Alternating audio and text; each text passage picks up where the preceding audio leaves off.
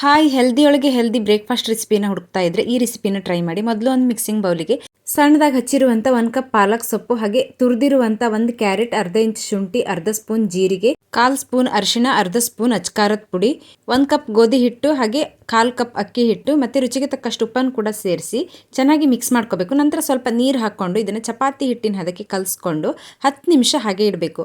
ನಂತರ ಇನ್ನೊಂದು ಮಿಕ್ಸಿಂಗ್ ಬೌಲಲ್ಲಿ 1 ಅವಕಾಡೋನ ತೊಗೊಂಡಿದ್ದೀನಿ. ಅವಕಾಡೋ ತಿನ್ನೋದಕ್ಕೆ ಸಪ್ಪೆ, ಆದರೆ ಇದರಲ್ಲಿ ಹೆಲ್ತ್ ಬೆನಿಫಿಟ್ಸ್ ಅಂತೂ ತುಂಬಾ ಜಾಸ್ತಿ ಇದೆ.